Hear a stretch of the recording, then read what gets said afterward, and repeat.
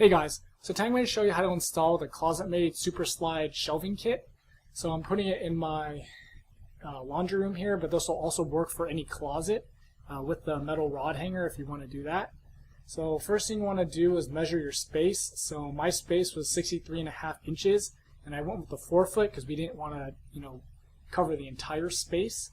So, basically it's going to be 7.5 inches on each side that we're going to be leaving open. So I'm measuring that 7.5 right now.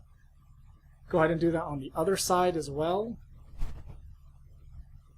And what I wanted to do was put it right on top of where the washer dryer set the water and all that stuff is. So there's the hardware. So that's me showing you putting it right on top of it. So the first thing you want to do is after you measure the distance of where you want the actual shelving kit, you want to measure from that 7.5 that I had. You want to measure 2 inches over, and that's where the first wall anchor is going to go. Then after that, it's going to be 11 inches across, so it's going to be 3 more times.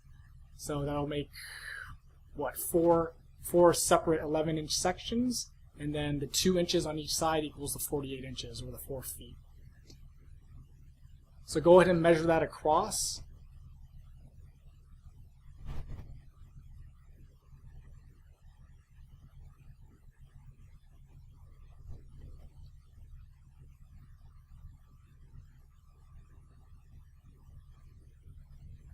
So there's another 11. Go ahead and do that one more time, and then you'll have your marks. So also be aware that you're going to make the marks at 11 inches, but depending on how the actual piece that you got, the actual wires might get in the way of the mounts. So adjust it for that. So that way, when you put the mounts in, you can actually put the actual shelf into the mounts and not have one of the wires get in the way. Then take your 1/4-inch drill bit and make the holes. What I did is I used my level to make sure that it was even all the way across each drill hole.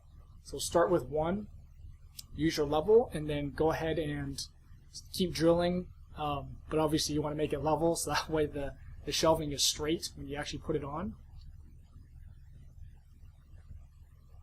So after you've done that for all the holes, go ahead and put your wall anchors in.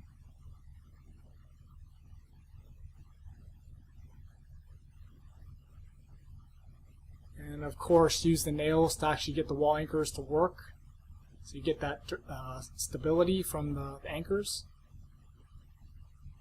I actually used one of my bits, this thing, to actually nail it in because the bottom hook part that you actually put the shelving kind of got in the way, so it was a lot easier to use this to hammer the nails into place.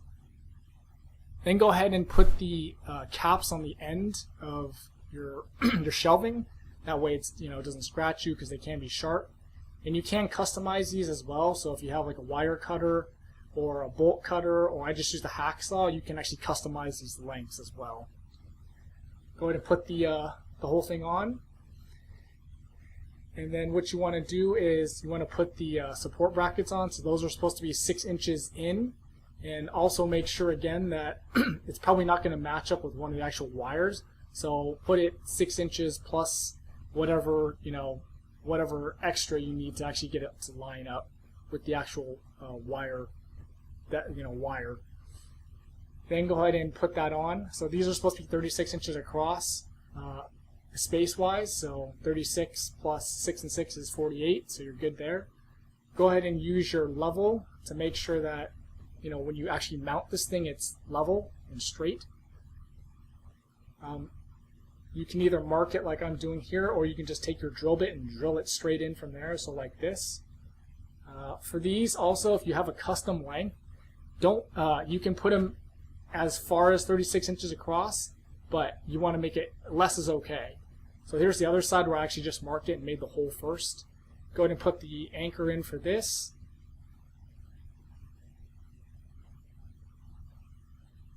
And then of course use your nail and your hammer and nail that in so the wall anchor actually does its job. And then that's basically it. Do it on the other side, and that's what the end product should look like. It should be able to hold a good portion of weight. So if you thought this video was helpful, don't forget to comment, like, share, and subscribe, and thanks for watching.